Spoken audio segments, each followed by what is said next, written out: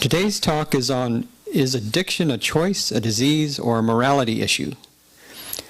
Byron Kerr is from LifeRing Secular Recovery will discuss the work of LifeRing, which is an abstinence-based worldwide network of individuals seeking to live in recovery from addiction to alcohol or to other non-medically indicated drugs. LifeRing offers peer-to-peer support that encourages personal growth and continued learning through personal empowerment. So let's please welcome Byron.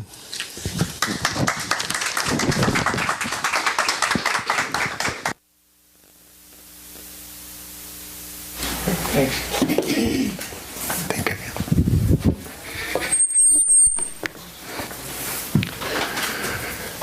Good morning. Good morning. I'll start out with a little biographical information. I was born 63 years ago in Albuquerque, New Mexico. Grew up partly in North Texas and partly in southern Oklahoma, and mostly from 1963 on in Livermore, California. The youngest son of two elementary school teachers and also music educators. I read music before I read English. I didn't know it wasn't normal. Growing up in Livermore, attended Livermore High School, did very well academically. Started college, and midway through my first year of college, I was arrested and convicted of a felony, what was then a felony drug charge. That charge today is not even an infraction, and I was about 6 months after the conviction, I was able to have the conviction expunged by Governor Ronald Reagan. At any rate, it did at the time change my educational goals. I had intended to go into law, and at the time you were not allowed to go into, to take the bar with a felony conviction. I believe that's also changed, but it did change my direction. I went on and pursued an education in music, which was a fallback for me. Got married, raised three wonderful daughters, and so on.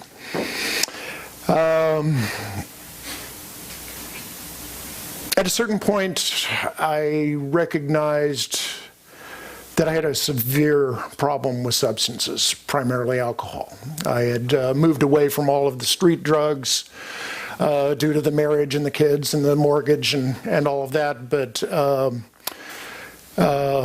began drinking very heavily in my late 50s. Reasons why I can't tell you, but it happened. I, at that time, approached my employer voluntarily and asked for help through the Employee Assistance Program, and they said, great, we'll set you up with counselors and get this taken care of. And I was thrilled, I was relieved. The counselors interviewed me, and we talked about the level of usage and whatnot, and they said, well, gee, you know, we think you could do well with just simple outpatient treatment, but due to your work schedule, let's just send you to a residential program and get this over with. And I said, well, that sounds good to me. What's the program? And they showed it to me, and it was a facility in Sonoma County in the hills outside of Sebastopol. The name of the facility was Azure Acres. A. Very, very clever. I objected to the counselors, and I said, gee, isn't there a choice? Isn't there some other program, a more secular-based program? And they said, oh, no, there's nothing else. And I even did some investigation, found a program in Concord that offered choice, and they very specifically refused. They said, no, you must go to this program. So I did. I drove myself 100 miles to the hills and outside of Sebastopol. Beautiful environment, redwoods and ferns and a 100-year-old structure. It was lovely in that sense. However, it was AA and NA all day, every day, for 28 days. I did the 28 days, spin dry, as it's referred to sometimes.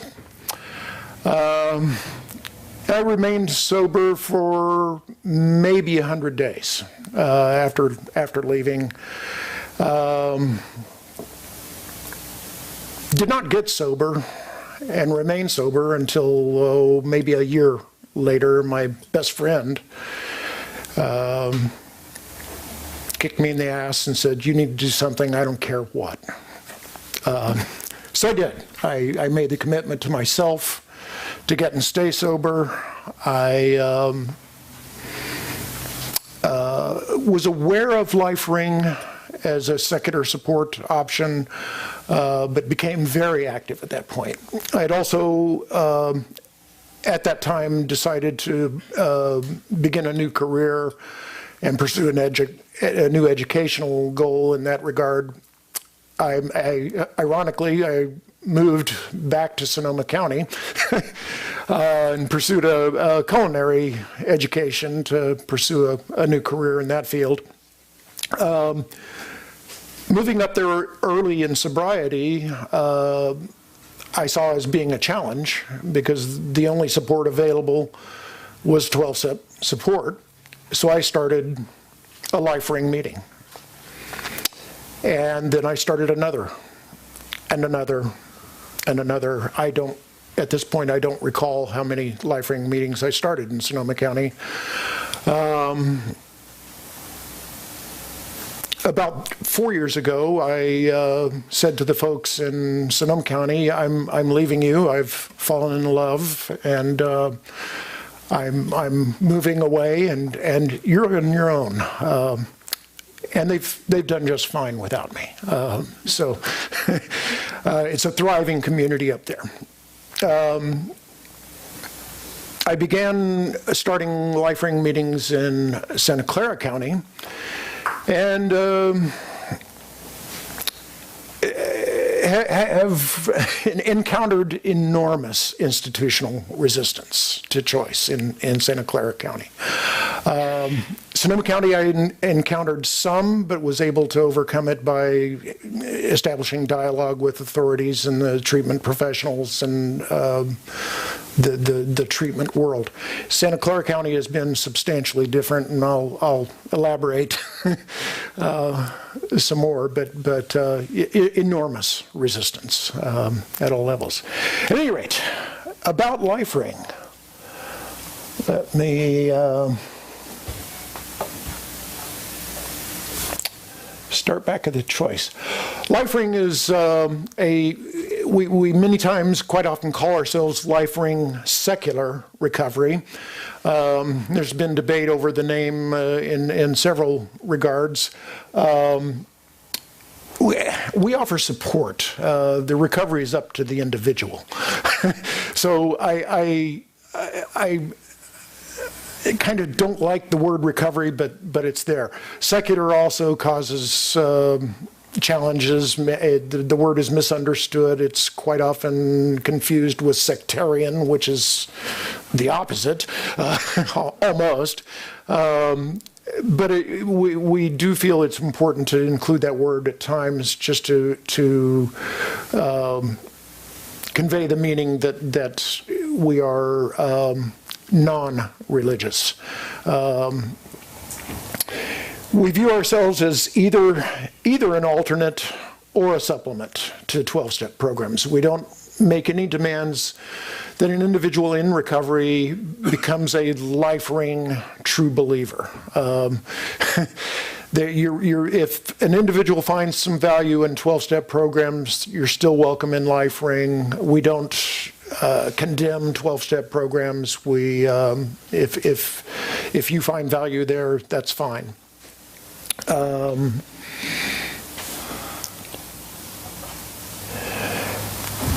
The question that I'm going to begin to pose today is substance addiction a disease, a choice, or a moral issue?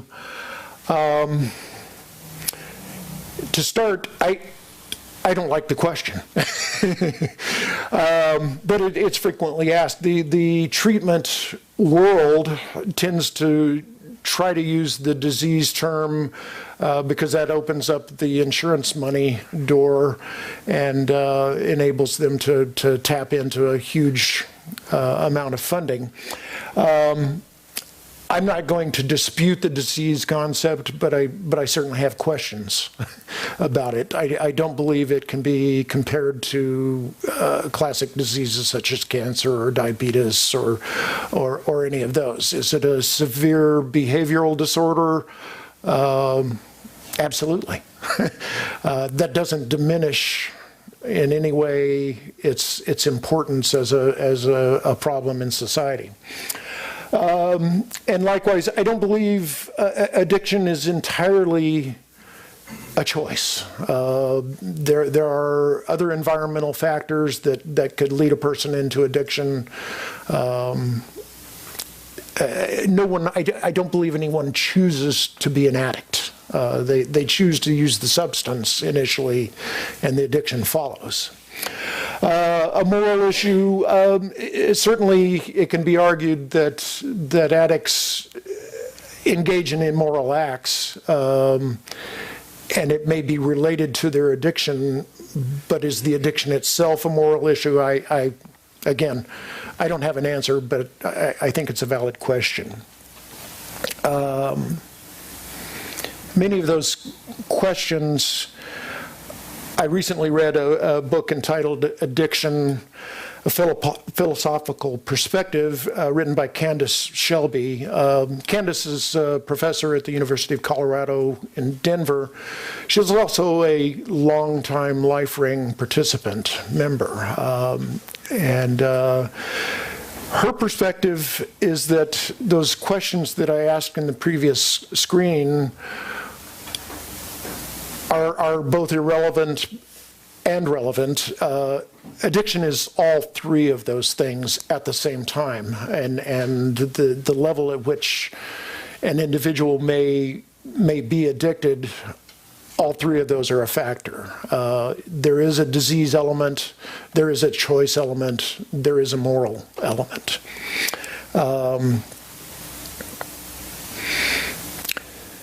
The disease model typically makes the claim that substance use will actually make physiological changes in a human's brain. Neuropathways develop due to the substance use, and those pathways become somewhat permanent. This is my understanding of the science as it exists. That still begs the question, are humans whose brains are changed in particular ways because of substance use, are they incapable of self-determination? I believe the answer is no. A person can get clean and sober and alter the brain back in a different direction. Elements of Life Ring. The fundamentals of how Life Ring works are simply the social connection.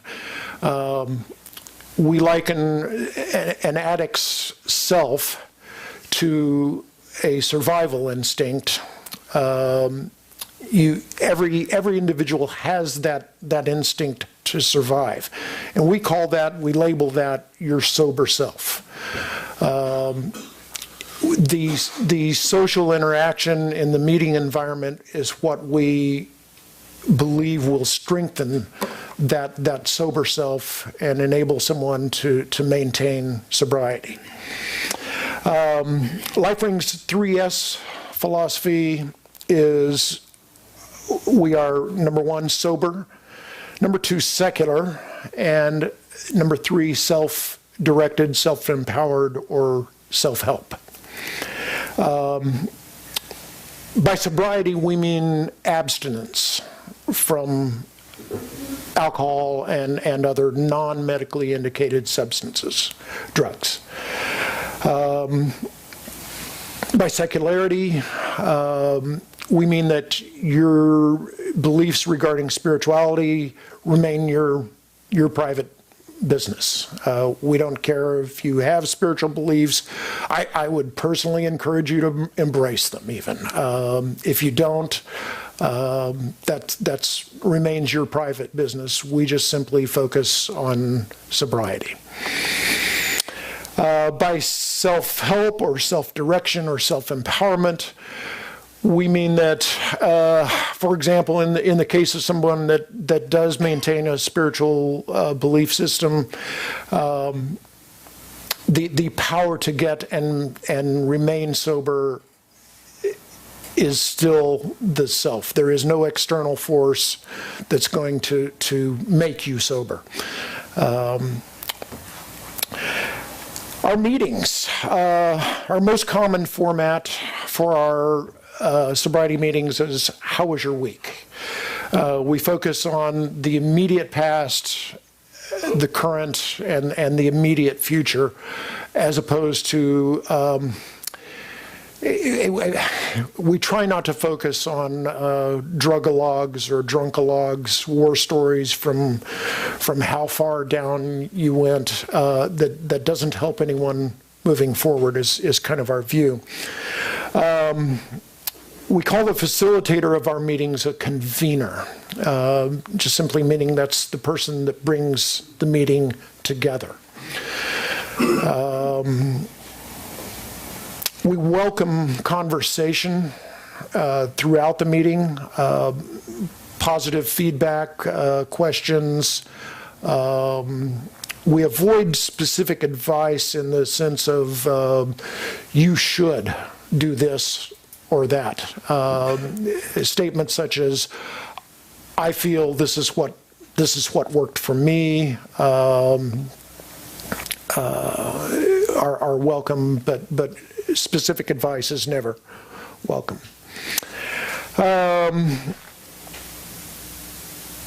One place that we have found we're a child of the internet, we actually conduct online meetings via a chat mechanism.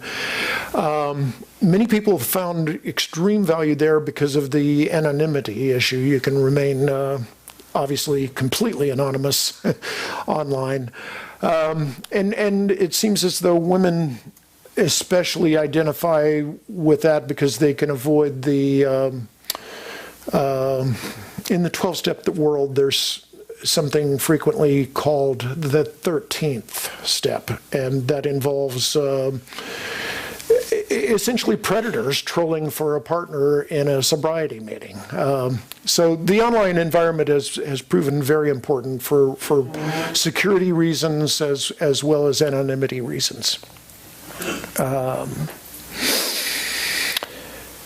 Our one and only slogan that we use is don't drink or use no matter what. If you've reached a point in your life where you were using substances out of control, just stop.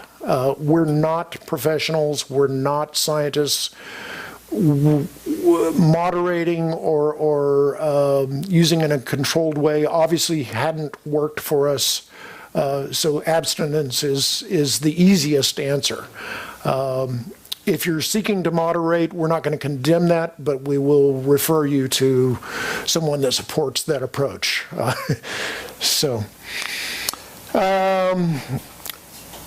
mentioned that we advocate abstinence from alcohol and non-medically indicated drugs. Listed on the screen there are several medications that are frequently used in the treatment world naltrexone is a urge suppressant, as I understand it. Antabuse is an antigen. It gives the individual an extremely negative reaction to alcohol. Suboxone is an opioid principally used for opioid withdrawal as a replacement therapy. It is almost, well, it is approaching replacing methadone treatment. To my understanding, I'm not intimate with the opioid treatment world, but those are examples of medications that are used in addiction treatment. And surprisingly, they're frequently condemned by the 12-step culture as you shouldn't be taking those. Those are, you're not abstinent. You're not clean if you're taking those drugs to treat your withdrawal or treat your addiction. We completely accept medically assisted withdrawal or treatment. Our meetings are conducted without prayer or advocating religion. I mentioned that people are welcome to maintain their spiritual beliefs and even advocate them for themselves.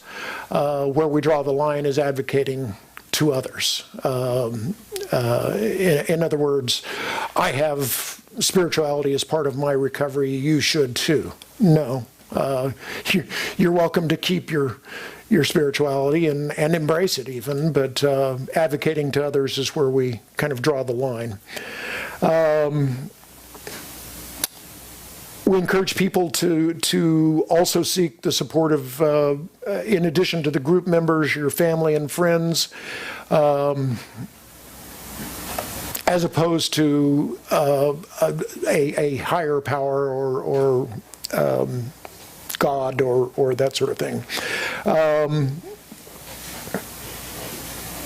My personal experience in the 12-step world was that I constantly felt that my worldview was not respected at all. Included in the big book is the story of a man that was attending AA for years and years, and he proclaimed himself an atheist, and everybody tolerated him, even though he was a grumpy, curmudgeonly-like character. Everybody in the AA meeting tolerated him because he was sober. Well, one day he disappeared, and everybody nodded and winked, and everybody knew, of course, what had happened. He had gone out, as the expression is.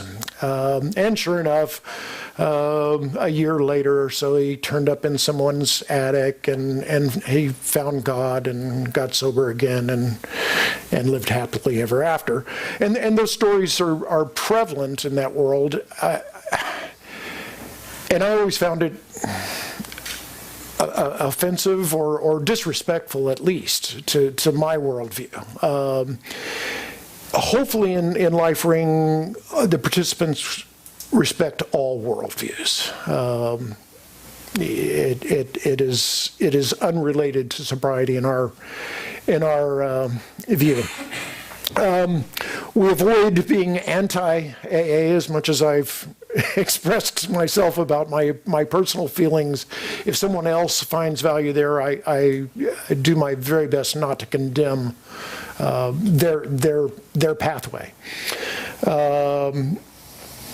We also recommend people investigate SMART Recovery. Is a very fine organization, entirely secular, again, evidence-based, a slightly different approach than the Life Ring approach, but there's a lot of overlap as well.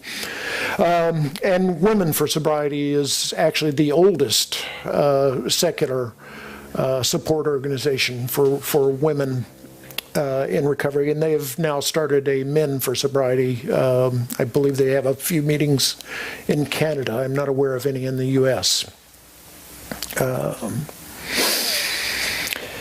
The way we help each other or support each other in recovery is sharing ideas and insights. And again, I go back to the I statements as opposed to you. I experienced this in recovery. This is how I approached that problem, that sort of thing. The empowering the sober self, that is the title of our principal philosophical text. Recovery by Choice is our workbook. It is mostly a book of questions, and the individual has to provide their own answers. There's no correct answer, there's no wrong answer. It's how are you going to approach this challenge in sobriety, and you provide, the individual again provides their own answers. We prescribe, rather than telling an individual you have to do step 1, step 2, step 3, step 4, and here's how you do it and here's what you do, we recommend that an individual compose their own personal recovery plan. We can maybe provide some ideas, diet, exercise, things of that nature, but what goes into an individual's plan is entirely their business.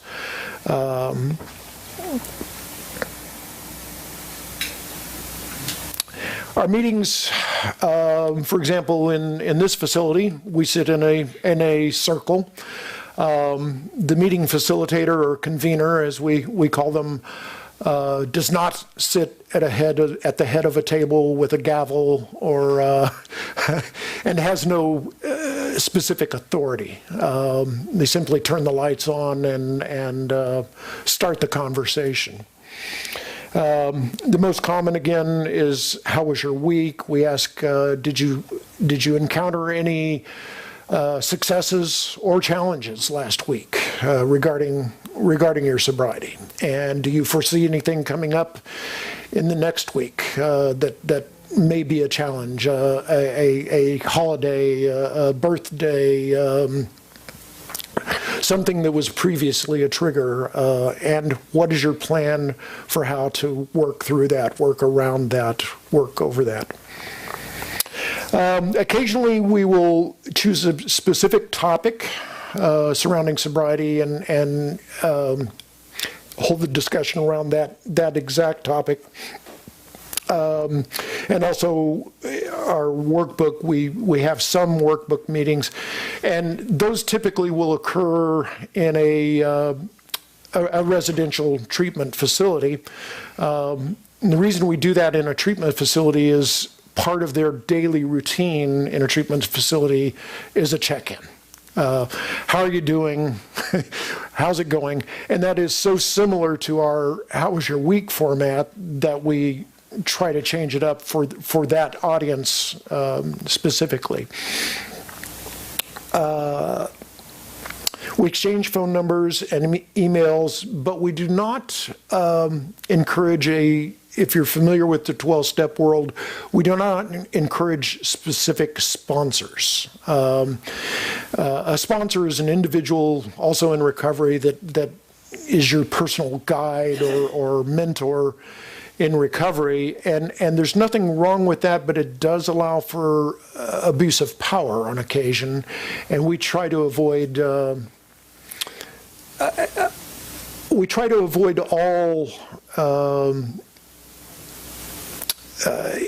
anything resembling a hierarchy. So we encourage sober friendships, sober relationships, but not a specific mentorship of any kind, to avoid that hierarchical situation. We're entirely donation-driven. We have an office in Oakland that is staffed by currently one individual, about 20 hours a week. We pay him very poorly, and he puts in about 80 hours a week. So it's a volunteer organization entirely. Our conveners, as I've mentioned, are peers in recovery. Not a leader. Again, their primary role is to open the door, turn the lights on, and start the conversation. But they have no authority. They're not experts. They're alcoholics or addicts like everybody else. They may, in some cases, may have some experience, but that's not to be relied on. Our meetings do have our books and literature and meeting schedules. Our conversations within the meeting, again, are about recovery. How did you approach a particular trigger or get through an event that was challenging? You get ideas from others and compose your own plan to get through it. Again, LifeRing offers itself as either an alternative or a supplement to 12-step programs. We do sign off on mandated attendance records. Courts, employers, treatment programs will mandate that people in recovery attend a certain number of meetings.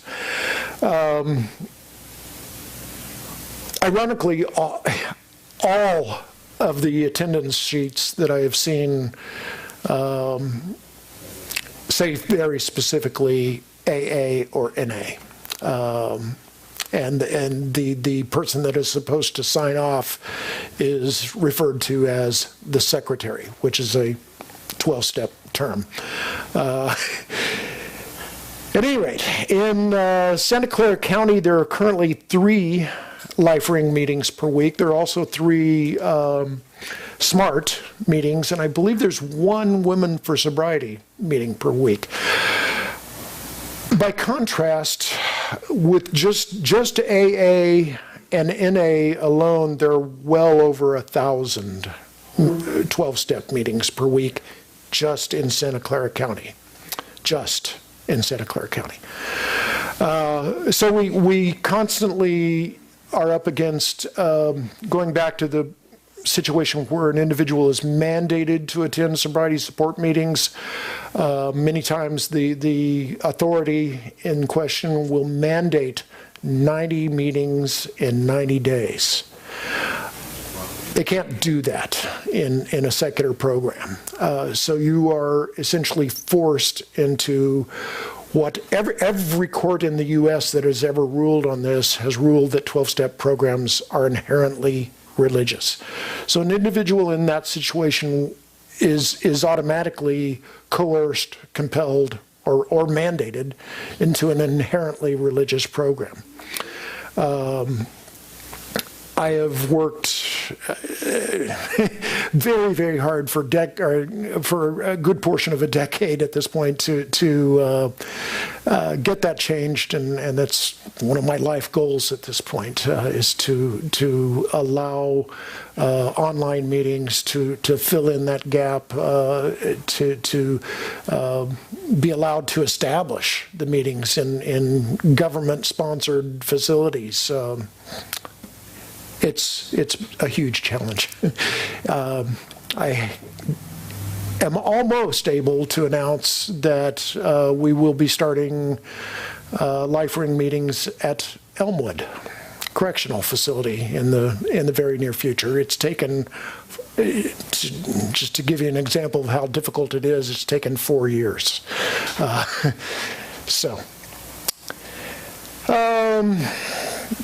I mentioned our online meetings, and they are critical due to the relatively small number of our face-to-face meetings. It's a similar format to our face-to-face meetings.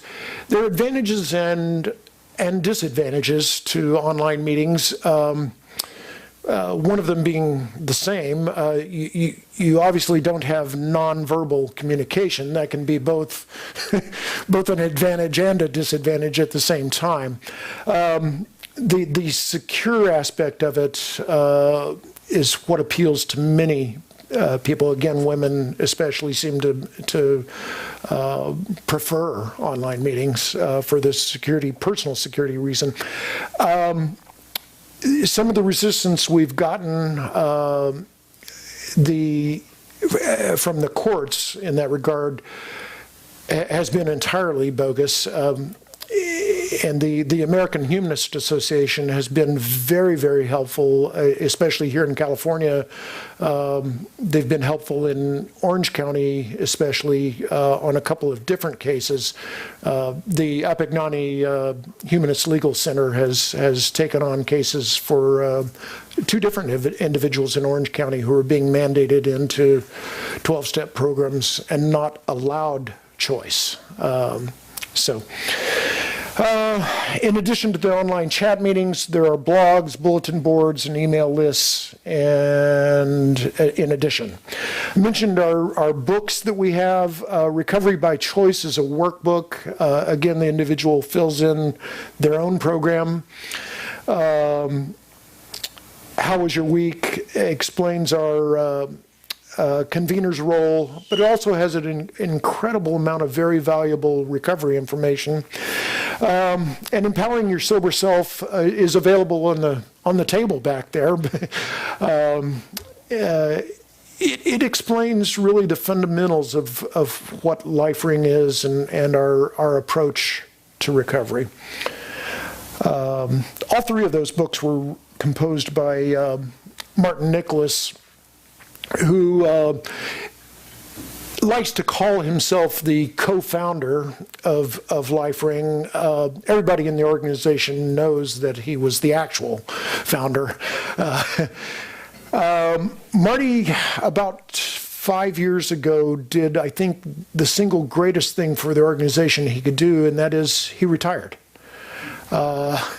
He said, you're on your own, sink or swim. You don't need me, carry on. We still recruit him on occasion to speak at an event or that sort of thing, and he enjoys speaking, so he'll come around. But in terms of organizational issues, internal politics, all of that, he refuses flat out. And I think in spite of an initial 12 months or so of chaos, the organization is, in the long term, better off for it. He saw that it had the potential to become a cult of personality and realized that it was important to not do that. Anyway, that's LifeRing in a nutshell. Questions? Oh, thank you. Okay, remember, I'll bring the microphone around, raise your hands, and I'll try to get people in the order in which they raise their hands. So,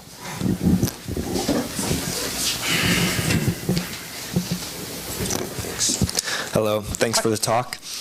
In regards to the meetings that will take place at Elmwood Jail, given that the residents there, I assume they don't have access to alcohol, I'm wondering what you think those meetings will look like. Yeah, sadly, they actually do have access to alcohol. There's a long and established culture of making your own in a jail, and the recipe is readily available. And drugs are prevalent throughout prisons. It's an ongoing thing. Substance use within the prison is rampant, and it's related to many of the offenses, especially at that level. My expectations there are extremely low. I'll be happy to see 1 or 2 prisoners a week. If I see a dozen or so, that's wonderful, but I don't have that expectation. But I feel it's important that the choice be there. And I feel it's important also that the county government allows that choice. So that's the reason I'm going. And again, regarding choice, I believe that if an individual is allowed a choice, they're automatically invested in their own choice. And the possibility for success is immediately improved. So I hope that answers your question, but I only expect 1 or 2. I know there are currently 3 inmates there that have specifically requested life ring, and it has taken them over a year to help me get to the point of starting there, and it's still not a done deal. Could you tell us something about the meetings that are held here, and what are you doing to advertise them? Yeah. The meetings here have been very spotty at best. Attendance has been 1, 2. I think I had half a dozen one week. I'm frequently shut out. When are they held? Tuesdays at 7:30 p.m. and we go for a maximum of an hour. That's not a hard or fast rule, but I don't recall one going over an hour. How are you letting people know that Primarily, right now, our website. I'm going to look into some media ads of a variety of different things, but mostly just our website.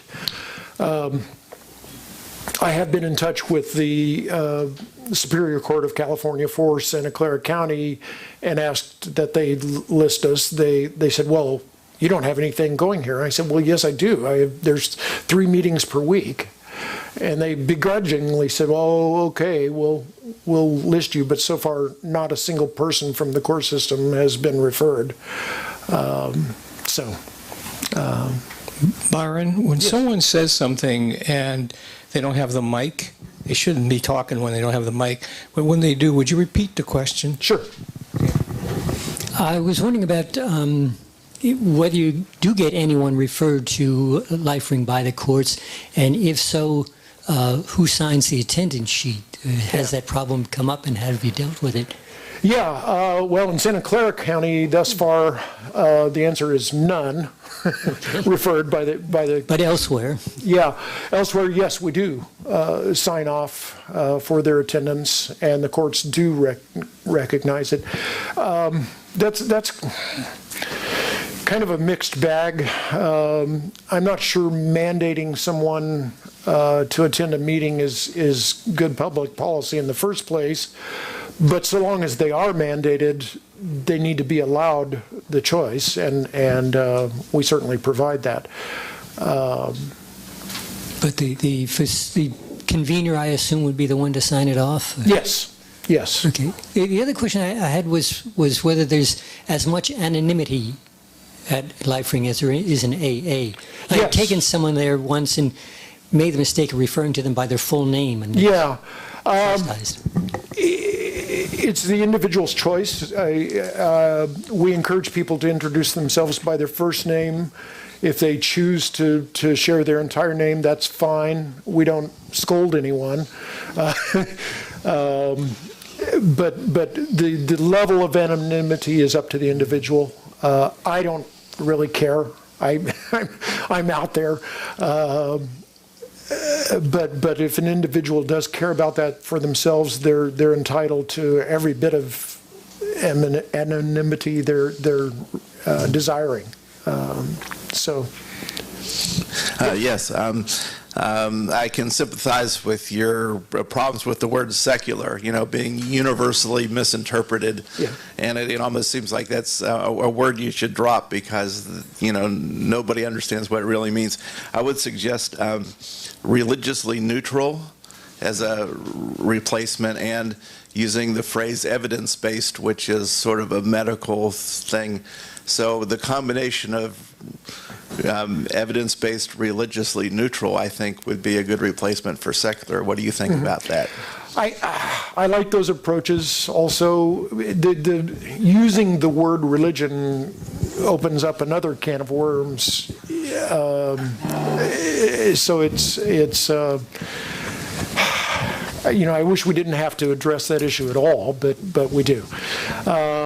Evidence-based, that term has also been kind of co-opted by the religious right. They're making all kinds of claims that are anything but evidence-based. So even though I have a clear understanding of what that term should mean, it's been co-opted by the opposite side of evidence.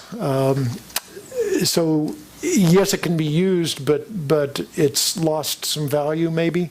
Good idea.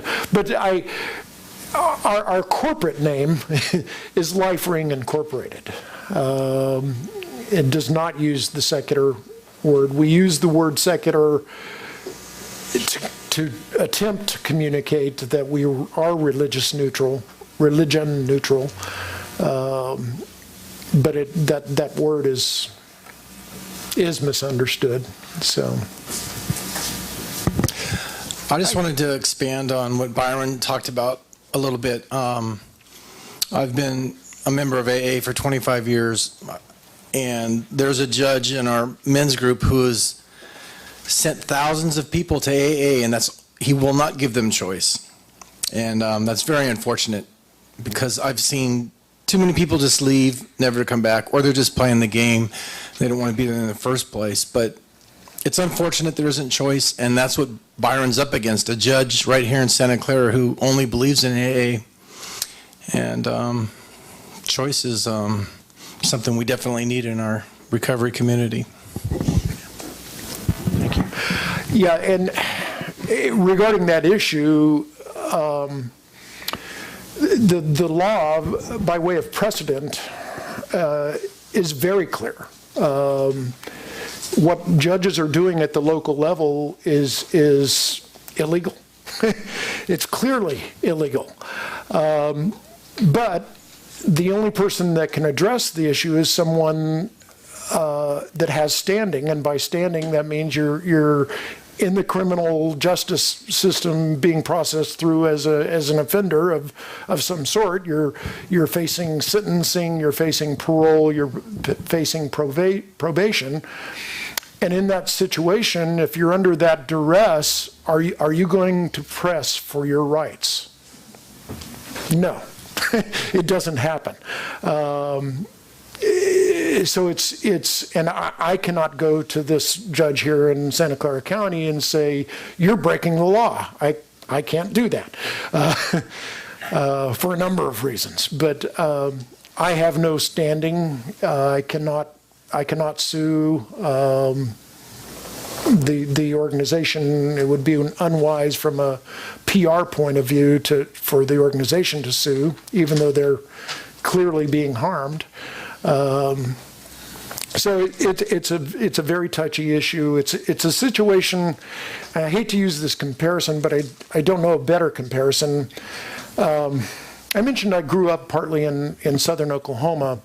When I started elementary school in Oklahoma in 1960, I attended school in the white school district. There was the Negro school district on the other side of town. It was clearly illegal because Brown versus Board of Education was in 1954.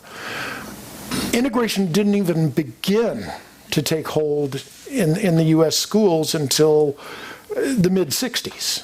And it could be questioned whether it's ever been achieved, but this is a similar situation regarding addiction treatment and support now, in the sense that it is clearly illegal for these judges to be ordering people into inherently religious programs, but they ignore the law because they can.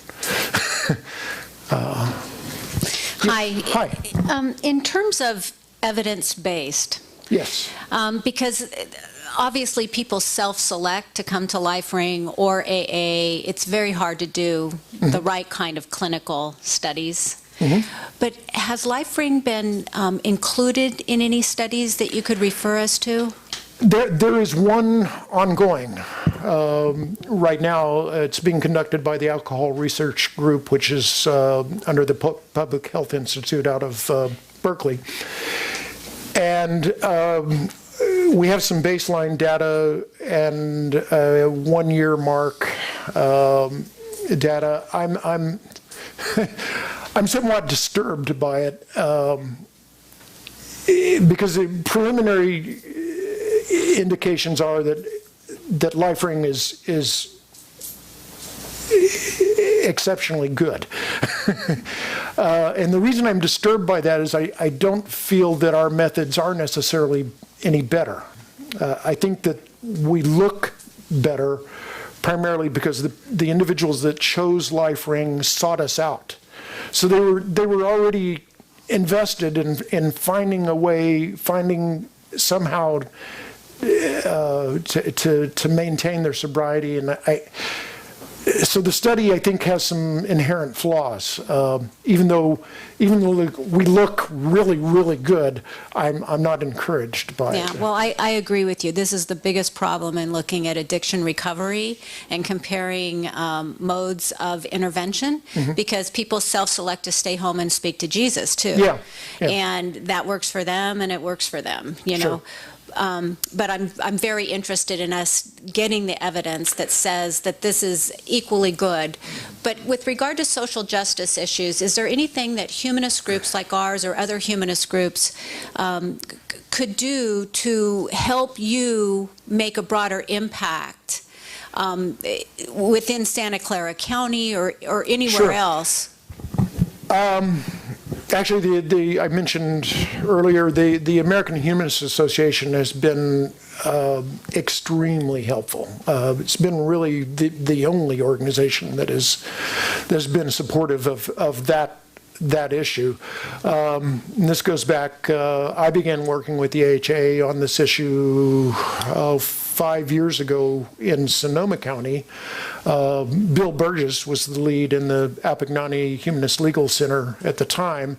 He wrote to both the court and the county government regarding the issue, and Sonoma County today is not quite a model, but choice is greatly improved there, and especially when it comes to a government-sponsored situation. That was Bill Burgess, and since then I've dealt with Monica Miller, again in the Appignani Humanist Legal Center, regarding situations primarily in Orange County. I've not specifically addressed Santa Clara County, even though that's where I have a lot of personal dealings. It's not something, again, in order to address the court, you have to have standing of some sort. You have to have been injured. You have to have been harmed in some way. And I don't have standing as an individual. So I'd have to find a drunk stumbling out of a courtroom somewhere and say, "Gee, would you like to sue Santa Clara County?" And then call up Monica Miller and say, "Gee, I've got a live one." I don't see how that would work. It has been helpful to just keep the pressure on. Every time I can approach someone in the county behavioral health department, I do, and I remind them carefully and cautiously that, gee, you know, you're liable for this. And their standard defense is, well, we don't do that directly. We have contractors, community contractors, and the implication is that they're not liable because it's the contractor that's not allowing choice. The problem with that is that if it's government money going to that contractor is immediately a government agent. They're representing whatever government funded them. So both parties are liable. the county for not enforcing choice as a policy, and the contractor for not allowing choice. Those are all angles that I'm very experienced with, and I know the ins and outs of the law, but it's a very delicate dance. You can't walk up to City Hall shaking your fists and say, you're breaking the law. But the American Humanist Association, and specifically the Appognagh Humanist Legal Center, has been very helpful, and they currently are engaged in at least 3 cases surrounding this issue that I'm aware of. I had a couple of questions. Sure. So then we have at least 3 questions. I want to ask you one question is, first of all, oftentimes programs have trouble trying to define what the goal of their program is. In other words, how do I know I'm sober enough so I can stop coming to the meetings? Mm-hmm. Because in AA, you never stop coming. Yeah. That's what makes them grow. So, right. First question. I encourage people to leave. I do, and then that may be a shortcoming, but the idea is to get well, and if you're well, do you need that support anymore? We have lifetime members as well. I think it goes back to the individual. When I first got started with LifeRing in Santa Rosa, a longtime LifeRing participant joined in Santa Rosa and helped get the meeting started. And after 6 months or so, she said, "Gee, Byron, I'm sorry, but I've got a life. I've got to move on."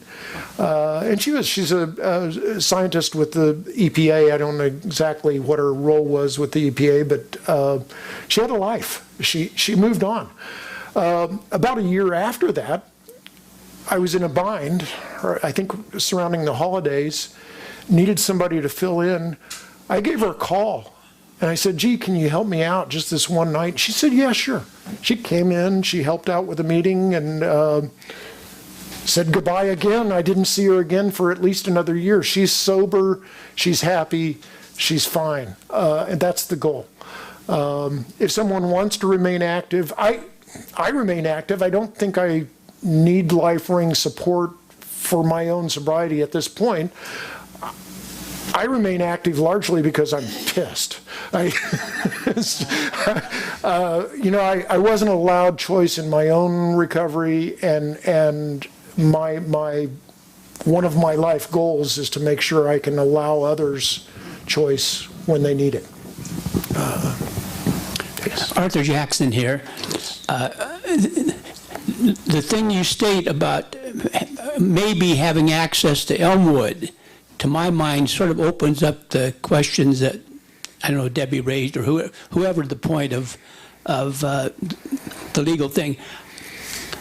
When I first came to San Jose 50 years ago or so, I was interested in getting involved in Elmwood, but I never was able to get focused in a way to say, okay, we ought to have an opportunity for anybody in there to talk about their values, if they have a humanist perspective, to be able to get that out, and to be motivated and reinforced in thinking in a different domain. Mm-hmm. And I'm just wondering, obviously, persons in prison, the ones you may be meeting with, mm-hmm. at some point probably will get out, and they probably will have a judge tell them where to go. Mm-hmm. And I'm just wondering if there's any way that maybe the humanist community could get involved at Elmwood in ways that would give persons who probably need it pretty seriously some options to think about their values and how they can move towards a joyful life rather than the one that they're probably living. Yeah. It's a huge challenge. It involves fingerprinting, background checks, all of that. And I've gone through I've jumped through every hoop they've held up so far. I just 30 days ago went to Stanford Police, they do fingerprinting for the sheriff's department. Walked in and said, "Hi, please take my prints." I don't have a criminal record, but I have told everyone about my felony from 40-something years ago. I can legally tell you I don't have that. But regarding Elmwood and getting a humanist presence there, a secular presence there, again, I do a meeting Wednesday nights in San Francisco at Laguna Honda Hospital, and when I walk down the hallway to the nurse's station to get the key to the room that I use, I walk by offices of pastors and rabbis and ministers that have their own office in a city-owned facility. I don't have an office there, so the same situation exists at Elmwood.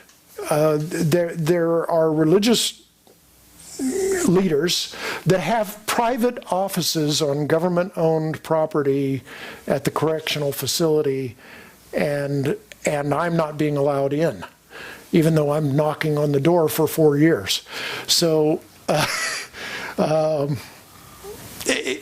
It's a challenge, and it requires an enormous amount of persistence and So tenacity.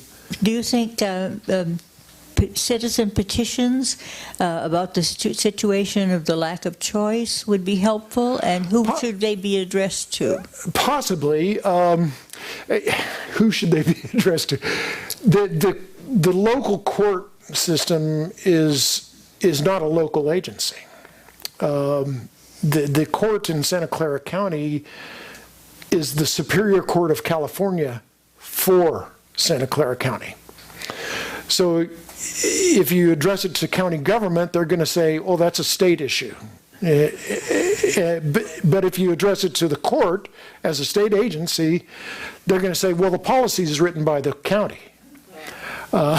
So good question. I don't know. It sounds as though the problem is a particular judge who is not in this case. Yeah, there are in local jurisdictions there are what are termed drug courts, and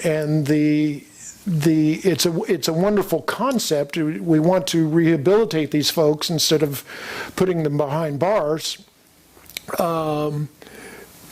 The problem is they're not allowed choice of pathway.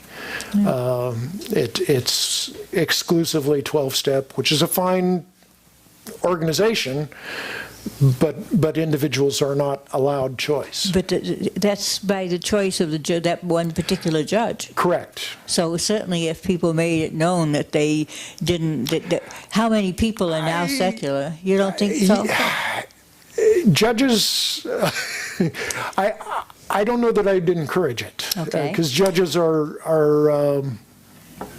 yeah, they're like doctors. They think they're breed. above God. Yes, thank you. I wasn't going to say that, but the other thing is you could put something about, there should be something on the bulletin board here about that you're doing this and that it is here on Tuesdays. Yeah, be happy to. Okay, we have just a minute or so left.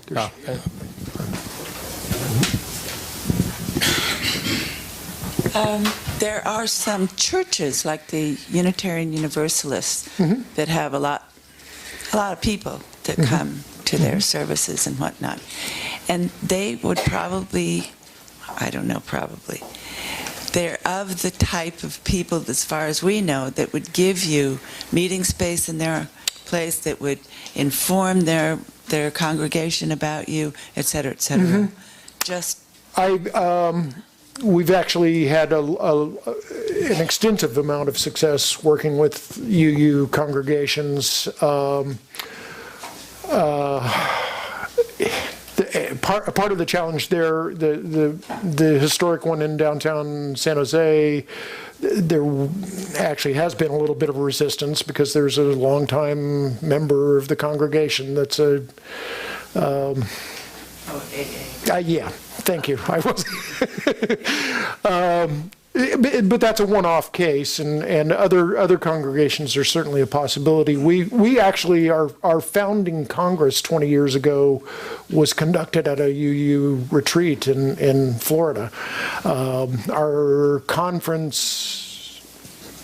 annual conference 3 or 4 years ago was at a UU facility. So we have a long history. We have meetings at many UU facilities. Again, we're not anti-religious. The first meeting here in San Jose is at a Lutheran church. It's a box of air for us, or for me.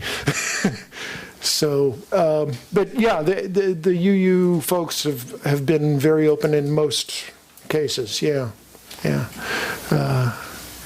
Okay, we're slightly over time. So this will be the last question. Let's keep it short. Sure. It'll be short. How about trying to find some legislator, state legislator, that would be willing to introduce a bill into the state legislature saying that this is a right that people should have, choice, Excellent idea. I've written to politicians at county level, at state level, both in the legislative side and the administrative side. I wrote to Kamala Harris when she was Attorney General. I had no response, but I will continue to pursue that. So. Okay, well, let's give the speaker a final hand here. Thank you.